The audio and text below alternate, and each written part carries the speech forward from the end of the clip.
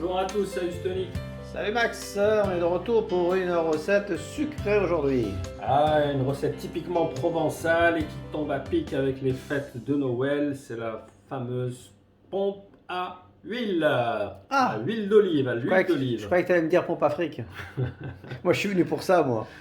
Et alors donc pour cette recette évidemment il faudra de l'huile d'olive. Alors choisissez vraiment de la très très bonne huile d'olive, surtout pas les premiers prix parce que c'est ce qui va donner vraiment ce goût particulier à notre petite galette. Ouais, on peut dire ça. Il faudra 10 centilitres d'eau tiédie, le zeste d'une orange, du fleur d'oranger environ 1 à 2 cuillères à soupe, levure de boulanger 20 grammes. C'est toujours pareil, hein, s'il fait froid, faut augmenter, tu sais, la quantité de levure. S'il fait chaud, vous mettez plutôt 10 grammes. Voilà, c'est vraiment par rapport à la saison. Du sucre, donc 40-50 grammes environ, une pincée de sel. Alors pour l'huile d'olive, il faudra à peu près 6 centilitres, hein, donc en grammes ça fait à peu près 60 grammes, 250 grammes de farine. Et c'est tout. Et c'est tout. Donc on est prêt à attaquer. Voilà, la première étape, ce sera donc de diluer la levure dans l'eau légèrement tiédie. Donc on va l'émietter comme ça.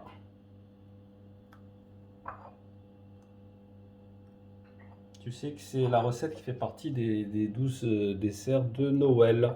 Oui, c'est... Donc ça tombe pile poil. Ça tombe à pic. Allez, on va un petit peu remuer. Alors surtout, il ne faut pas que l'eau soit chaude, hein. Sinon ça va tuer la levure. Donc légèrement tiédi. Pendant ce temps-là, on va donc tout mettre dans... Tout d'un coup, allez. Oui, tout d'un coup. Soyons fous, allez, c'est parti. Alors, du sucre, une petite pincée de sel. Alors il faut rappeler à nos abonnés, ceux qui nous suivent en tout cas, que cette recette est un petit peu longue, elle a plusieurs étapes, c'est ça si je ne dis pas de bêtises. C'est un petit peu comme le pain ou Ouais, la pâte à c'est pizza, ça. c'est-à-dire il faut la laisser lever. Donc c'est pas quelque chose qu'on va faire en Voilà, une demi-heure. préparez-la à l'avance, voilà, même la veille, carrément. C'est pour ça que je préférais le dire dès le début, parce qu'il y en a qui risquent d'abandonner. C'est vrai, c'est vrai. Si vous comptez par exemple la faire pour le 24, il vaut mieux vous y prendre le 23. Ben voilà, au moins tout est dit. Allez, on va mettre donc l'huile. Voilà, c'est comme, je te dirais, un pain brioché. Alors, on va dire une brioche à l'huile. D'ailleurs, j'aurais préféré qu'il l'appelle comme ça. Non, en fait, si tu regardes un peu l'histoire, ça servait en fait à racler les fonds de cuve. Tu sais, ça s'appelait des pompes à huile. D'accord, donc c'est pas une légende urbaine.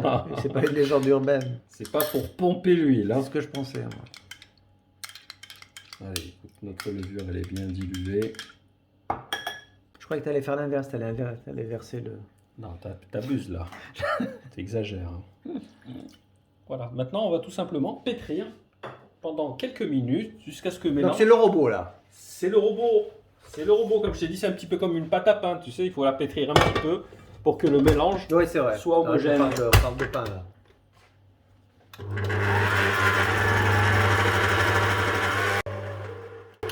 Et on va rajouter un petit peu de fleur d'oranger. C'est ce qui va lui donner cette saveur particulière. Allez, une petite cuillère. Petite cuillère suffit. Et on repart pour un on repart.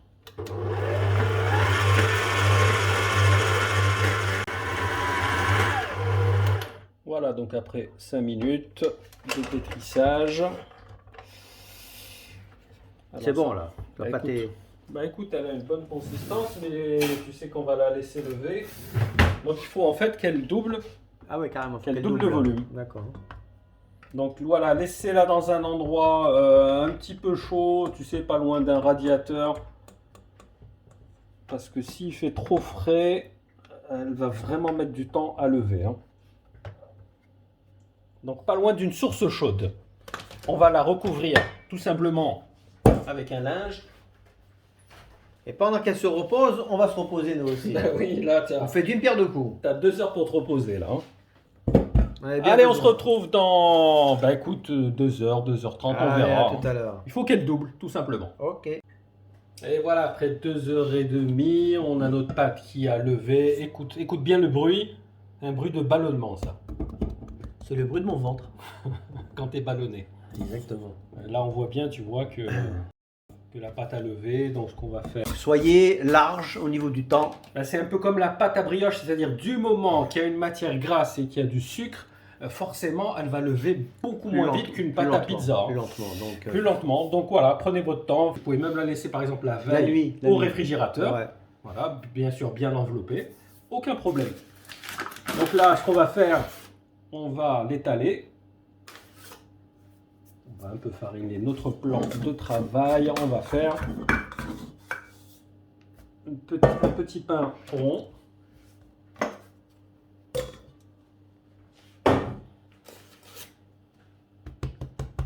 On va essayer de faire à peu près un diamètre de 30 cm sur une épaisseur 1,5 à peu près. Ouais, elle est pas très épaisse là. Non, effectivement. La pompe à huile. Oh bah décidément, tu as...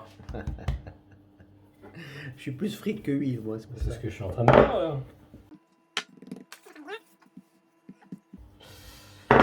Voilà, tu vois, elle a une belle texture.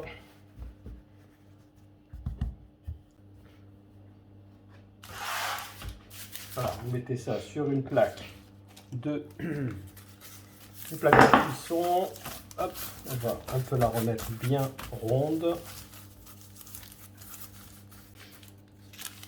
Pas droit à l'erreur. Voilà, là on va faire quelques petites entailles, donc soit au couteau, soit avec une petite roulette à pizza.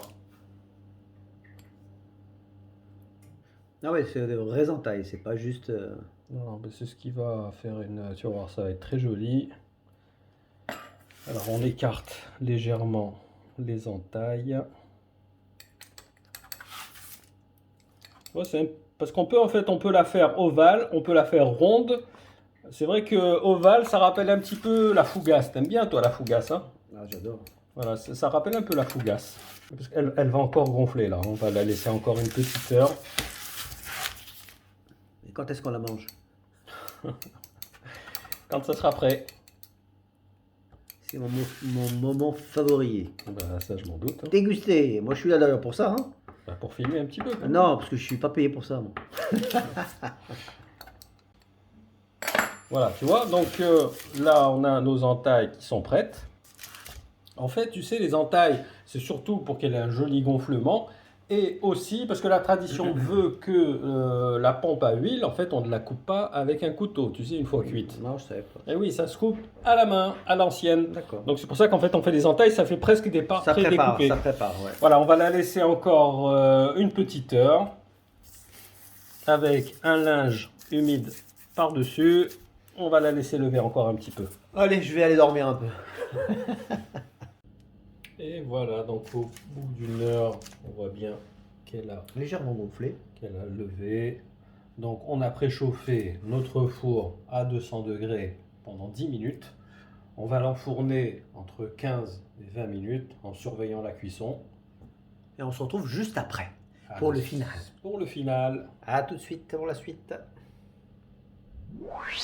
Et voilà, après un quart d'heure de cuisson, on a notre pompe à l'huile parfaitement dorée, très bien cuite. Tu sens la bonne odeur là de fleurs d'oranger dans toute la cuisine. Ça sent la viennoiserie. Oui, une petite odeur de viennoiserie également. Voilà, tu vois bien. Oh non, elle a bien gonflé. Hein, Bien gonflée, ça. bien cuite.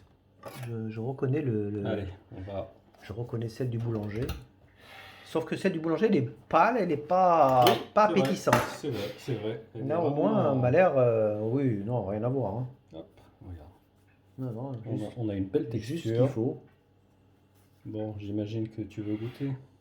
Oh, je dirais pas non, tu le connais, moi. Allez, et une petite part. T'as été gentil. Bon, par contre, pas d'ASMR puisque c'est hyper silencieux comme truc. Hein. Regardez. Ah ouais, là c'est... Ouais, regarde. Regardez. Tu vois comme c'est bien, bien Je fais un aéré. petit zoom. Regarde, là, on voit très, très, très bien la texture. C'est top. Hein. Bravo. Ah oui, elle est Mmh. très onctueuse. C'est très aéré. Franchement, rien à voir avec la boulangerie. Ouais. J'en ai mangé une hier de la boulangerie, c'était nul. Bah écoute, il n'y a pas mieux que maison quoi en fait. Hein. Non, c'est pour vous confirmer que c'est même pas la peine de comparer la boulangerie Ah ben non. avec un produit fait maison. Ce qu'on vous recommande de faire. Si vous aimez les graines d'anis, vous pouvez Oui. également intégrer Mhm. des graines d'anis. J'allais te dire que c'est ce qui me manque. Ouais. Moi, c'est ce que j'adore Donc le ça plus. peut être voilà, du zeste d'orange, ça peut être du zeste de citron, Mm. ça peut être des graines d'anis. Voilà, c'est vraiment comme vous avez envie, ce qui vous fait le plus plaisir. En tout cas, bravo Max pour cette recette. J'allais dire exquise, mais bon, le mot est peut-être un peu trop fort, mais en tout cas, elle est agréable, savoureuse, elle est bonne, elle est. Voilà, ça passe très bien avec un bon café ou un bon petit thé à la menthe. Voilà, merci encore 1000 fois pour cette recette. Merci à tous de nous suivre. Et puis n'hésitez pas à liker si vous avez apprécié cette vidéo, à vous abonner si ce n'est pas encore fait.